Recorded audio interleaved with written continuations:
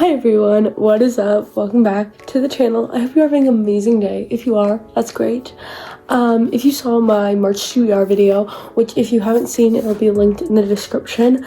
If you saw my March TBR video, you know that I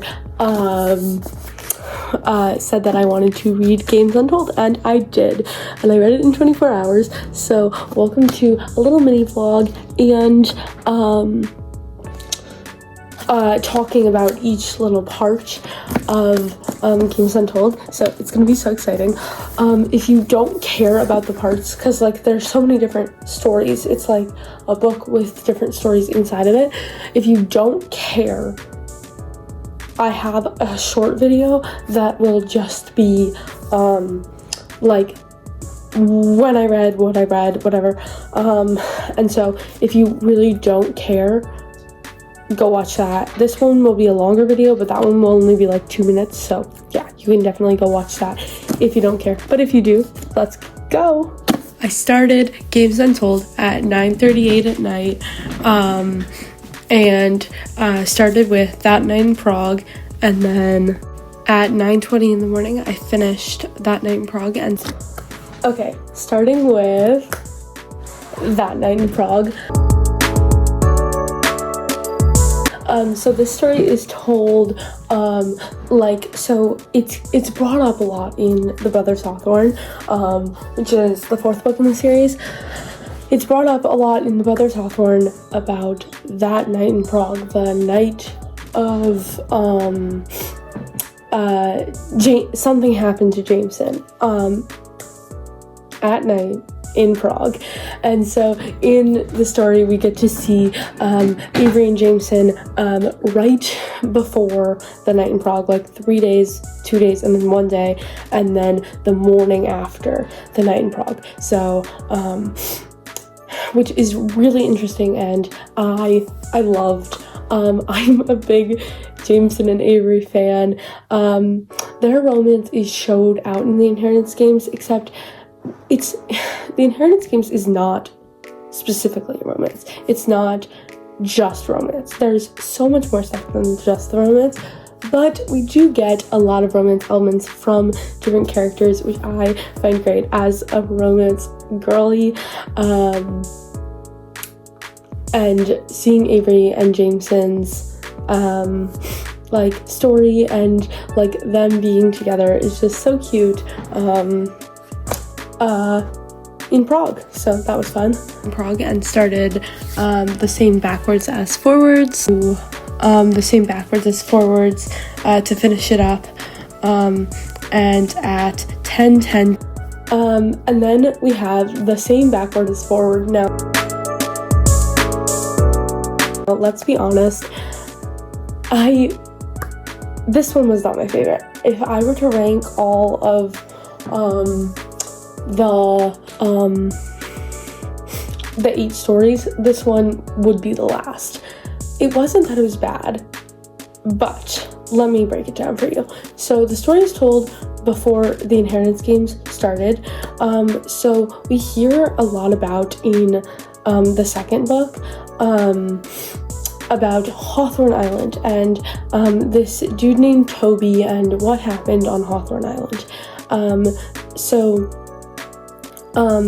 In the same backward as forward, we get to see what actually did happen on Hawthorne Island. Now, I'm not going to tell you what did happen on Hawthorne Island because that would be spoiling the book, but it's definitely like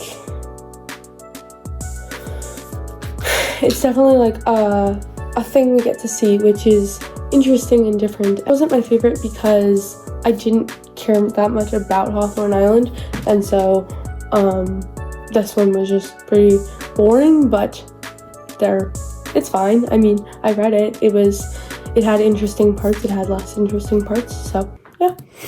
I was reading The Cowboy and the Goth from 9:36 a.m. until 10:18 a.m. Okay, and then we have The Cowboy and the Goth again. And if I were to rank them, this one would be the highest. The Cowboy and the Goth would definitely be the highest. Okay, before I get into all the details and stuff, I forgot to leave out one thing about the Cowboy and the Goth that I literally was thinking about all yesterday. I needed to put in this video, so let me tell you. It is that I think that there should be a book all about Libby and Nash, right? We have so many books about Avery and Jameson, and I love Avery and Jameson. If you follow me on Fable, you know I love Avery and Jameson. But we need some more Libby and Nash. We need more Libby and Nash. I feel like it's been put on the curtain, and like they've come out a little bit on the curtain, but they're still in the curtain. They need to be fully exposed. We need to hear all about their story, right? So the Cowboy and the Goth, it was told, so during the Inheritance Games, like the first book in the series, and then also right after the Hawthorne brothers. So in this story, we see Libby and Nash's relationship. So if you don't know who Libby is Avery's sister. Avery is the main character of the book, if you didn't know that. Nash is one of the Hawthorne brothers, and they form a relationship, and it's just fun to see. We get to see them going on little explorations together, and then also we find something out in the now part of it, and that's very interesting, and I think it's just so much fun. 10:18 a.m. when I started 5 times Xander tackled someone and 1 time he didn't. And then at 11:27 I finished 5 times Xander tackled someone and 1 time he did. And then we have 5 times Xander tackled someone and 1 time he didn't. So, this story was told before the Inheritance Games and then during the final Gambit. So in this story, we get to see Xander tackling people, which is kind of funny. Of course, it's all like funny, cute fighting. The quote of the start page is "I tackle with love," which I just think is so funny. And it shows Xander. Xander is another one of the Hawthorne brothers. His personality so well, and so in this one we get to see a little bit of Max and Xander's relationship. Max is Avery's friend, and that's definitely interesting. Do I think that they're going to live forever? Do I think that they're going to be together forever? No. But was it interesting? Definitely. 11:27, I finished 5 times Xander tackled someone and 1 time he didn't, and started one Hawthorne night. And you can see I was eating lunch while reading. And then at 12:38, I finished one Hawthorne night. Okay, next up we have one Hawthorne night.